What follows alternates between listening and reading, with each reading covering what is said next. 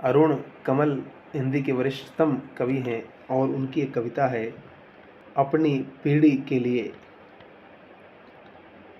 अरुण जी जीवन के अर्थों को बड़ी गंभीरता से अपनी कविता में दर्ज करते हैं।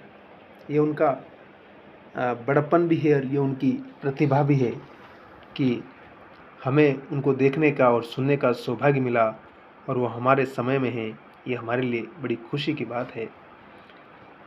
वो क्या कहते हैं, कविता पढ़ रहा हूँ मैं।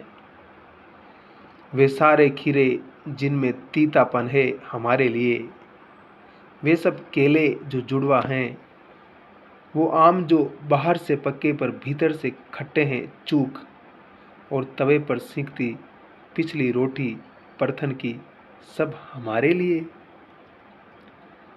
ईसा की 20वीं शताब्दी की अंतिम पीढ़ी के लिए, वे सारे युद्ध और तबाहियाँ, मेला उखड़ने के बाद का कचड़ा, महामारियाँ, समुद्र में डूबता सबसे प्राचीन बंदरगाह और टूट कर गिरता सर्वोच्च शिखर, सब हमारे लिए।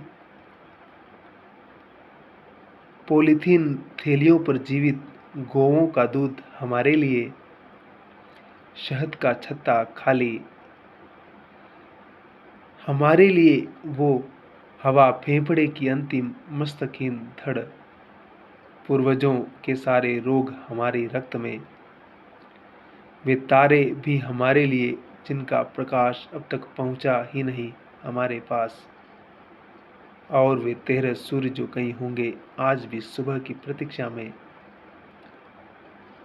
सबसे सुंदर स्त्रियां और सबसे सुंदर पुरुष, और वो फूल जिसे मना है बदलना फल में, हमारी ही थाली में शासकों के दांत टूटे हुए, और जरा सी धूप में धधक उठती आदिम हिंसा।